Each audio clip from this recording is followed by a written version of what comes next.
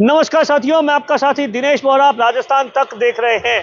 पड़ोसी देश नेपाल के सोशल मीडिया पर आपने पिछले 2 दिनों से लगातार सैकड़ों की तादाद के अंदर वीडियो देखे होंगे कि किस तरीके से वहां पर जैसे ही सोशल मीडिया पर पाबंदी लगाई गई, फेसबुक, यूट्यूब सहित ऐसे 26 प्लेटफॉर्म थे जहां पर वहां की सरकार ने पूरी तरीके से पाबंदी लगा दी थी। और उसके बाद तो वहां पर ऐसा बताया जाता है कि हजारों की तादाद में, लाखों की तादाद में युवा ऐसे भड़के कि आप सोचिए, आखिरकार वहां के पीएम को इस्तीफा देना पड़ा और मंत्री तो आप सोचिए अपनी जान बचाने के लिए कहीं पर भाग गए।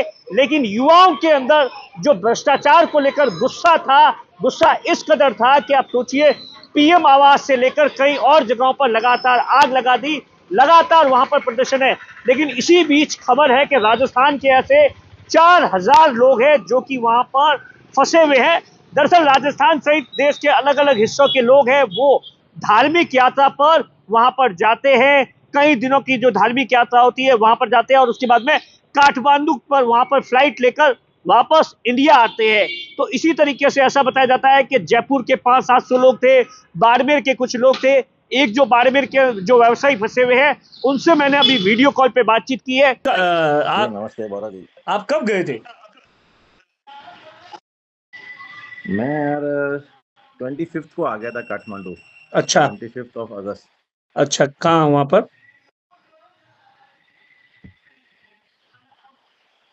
हेलो। मैं कह रहा हूँ कहाँ पर गए थे आपने, क्या हुआ, मतलब थोड़ा बताओ ना उसके बारे में डिटेल। कब गए थे और उसके बाद में कैसे?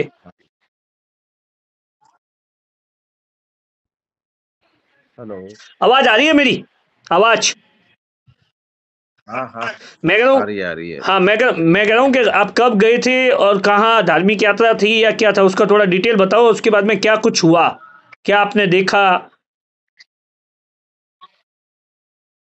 मैं 25 को आया था काठमांडू कैलाश मानसरोवर यात्रा के लिए। हम्म हम्म ठीक है। ठीक है। और उसके बाद में हम लोग के हम्म 7th को पहुंच गए थे हम लोग इवनिंग में। अच्छा।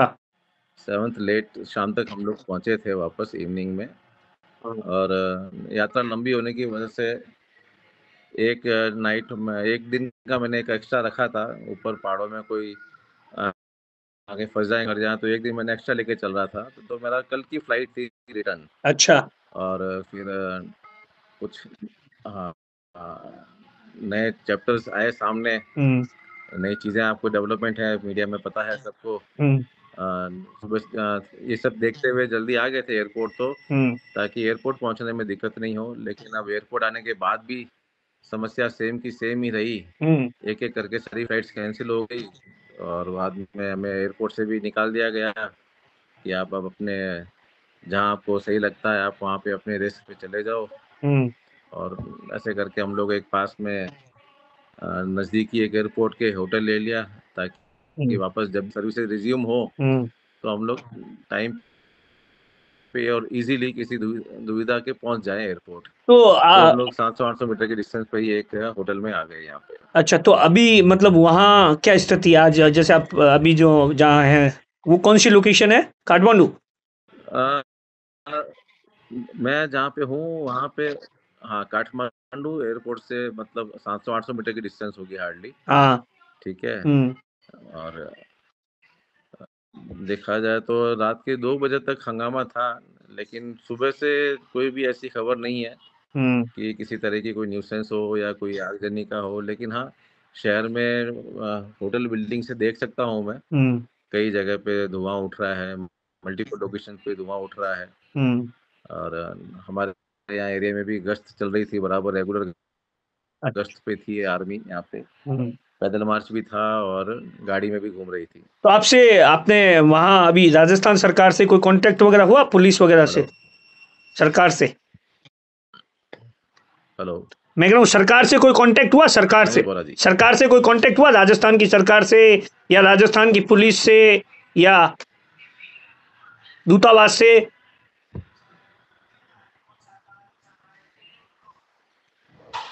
जी सर, आवाज आ रही है शायद मेरी? नेटवर्क जी। बहुत प्रॉब्लम कर रहा है अभी यहाँ पे। हाँ हाँ, मैं समझ गया। मेरी आवाज आ थोड़ा रही है सा आपके मुश्किल पास से। में? कनेक्टिविटी है यहाँ पे। इवन कई बार तो टेक्स्ट मैसेज। उन्होंने कहा कि सब कुछ नॉर्मल चल रहा था, लेकिन अचानक ही वहां पर जिस तरीके से युवाओं के अंदर जबरदस्त तरीके से युवाओं ने प्रदर्शन किया, आक्रोश था, और उसके बाद तो जो आगजनी की घटना हुई तो उसने सब कुछ परिस्थितियां बदल दी। 7 तारीख को बाड़मेर के रहने वाले व्यवसायी है वो वहां पर पहुंचे थे और उनकी जो आगे की जो फ्लाइट थी, लेकिन जैसे ही वो वहां पर पहुंचे तो ऐसा बताया जाता है कि साहब फ्लाइटें एक के बाद एक है वो लगातार रद्द हो रही है। और उसके बाद तो क्या था कि वहां के लोगों के अंदर है वो जो लोग फंसे हुए थे उनके बहुत सारे अलग अलग रिएक्शन आ रहे हैं। उदयपुर के अंदर एक बीजेपी के नेता है फंसे हुए, उनका कहना है कि वो धार्मिक यात्रा पर गए थे लेकिन खाने पीने के लिए उन्हें जबरदस्त तरीके से खाने पीने के लिए कुछ भी नहीं मिल रहा है। मतलब क्योंकि वहां पर ऐसा बताया जाता है लगातार कुछ न कुछ हिंसा का दौर जारी है और उसी कारण से सारी सब कुछ है वो। दूसरी तरफ आप देखिए राजस्थान की सरकार ने, राजस्थान के मुख्यमंत्री भजन लाल सरकार ने, केंद्र की मोदी सरकार ने, तमाम लोग हैं वो लगातार कोशिश कर रहे हैं कि उन लोगों को सेफ तरीके से रेस्क्यू किया जाए। राजस्थान के मुख्यमंत्री ने भी लोगों से यह आह्वान किया है कि वो धैर्य बनाए रखें। लगातार है वो राजस्थान की सरकार है वो भारतीय दूतावास के साथ में कांटेक्ट के अंदर है। बकायदा राजस्थान की पुलिस ने तो बकायदा एक हेल्पलाइन नंबर जारी किया है, व्हाट्सएप नंबर जारी किया है जो कि 24 घंटे लगातार जारी रहेगा। जहां पर कोई भी वहां पर फंसा हुआ है वो अपनी जानकारी दे सकता है, या पर यहाँ पर जो भी परिवार है उसके बारे में कुछ जानकारी देना चाहता है या जानकारी लेना चाहता है, तो तमाम चीजों को लेकर जो वहां पर फंसे हुए हैं उन लोगों का सीधे तौर पर कहना है कि रात को 2 बजे के आसपास भी हिंसक घटनाएं हैं वो लगातार देखी गई। आगजनी चालू थी और आर्मी लगातार गश्त कर रही है, लेकिन राजस्थान के लोग तो सरकार से यही अपील कर रहे हैं कि साहब हमें सेफ और सुरक्षित तरीके से वापस अपनी वतन वापसी करवा दीजिए। दिनेश बोरा, बाड़मेर, राजस्थान तक।